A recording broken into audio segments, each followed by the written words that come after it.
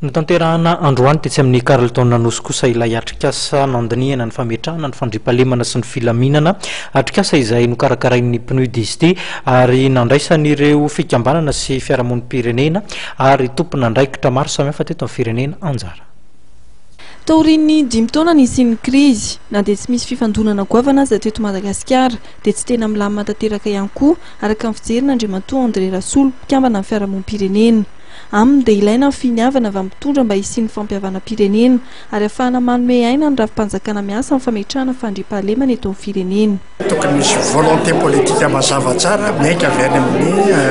filohan'ny republika izay voafidim-bahoaka mitarika ny zavatra io satria izy no garant ny antsointsika hoe souveraineté nationale sy unité nationale. Tokony misy volonté mazava tsara miainga avy any aminy dia ny izy zany a no ataontsika hoe mame aina ndreo rafitra ara-panjakana indrindrindrindra izay efa misy amin'izao fotoana izao. Dia manaraka an'izay a fahitako azy a tokony restructurena le FFM izay efa misy io a. Anisany dingana tafiditra ny fampihavana-pirenena ary fametrahana fandriampahalemana eto amin'ny firenena ny fanomezana fampitsoran-keloka. Mikasika io araka ny fanazavana nentin'ny Randrena F John Fenomanana, avocat général ao amin'ny fitsarana mpandravadidina en cour de cassation ao amin'ny fitsarana tampony dia mitoy ny fandinian'ny filakevitra manokana momba ny fampitsoran-keloka ny antota taratasy mikasika amin'ny fampitsoran-keloka. Raha ny fanazavana dia antota taratasy 5 amin'izao fotoana izao no eo ampelantanan'izy ireo. Dia misy 5 menadazy eny ao dia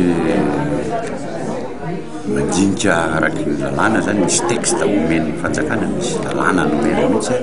azona mandinika azy dia le 12 lalàna 12 sy 7 7 zay no iasanay zany ao anatiny eo ka ny olona alefa mahazo manao io dia ny olona enjehana ara-pitsarana zany nanomboka 2002 ka hatramin'ny 2009 dia ny olona tsy mahazo an'io zany dia ny olona ny olona mety mahazo zany dia ny karazan'olona hoe fonctionnaire miaramila le mpanao politika ireny zany olom-boafidy sy ny karazany. Dia ary amin'ny misy article zay ao 10 ngamba raha tsy diso fa hoe tsy mahazo amnistie mihitsy ny olona namon'olona dia nanolana olona dia mikidnape olona séquestré zany séquestration zany misy natao hoe amnistie sur requête ka le fangatahana mihitsy zany dia ireo indray mangataka any amin'le FFM indray zareo mangataka dia ny FFM no mandinika le dossier izy m'instruire dia avy izy manao proposition d'amnistie. Androany dia ny fampidinika ary ny fanakalotra-keva mikasika amin'ny fametrahana fandriampahalemana sy filaminana ny tompona andraikitra avy amin'ny androm-panjakana sy ny fiarahamonina.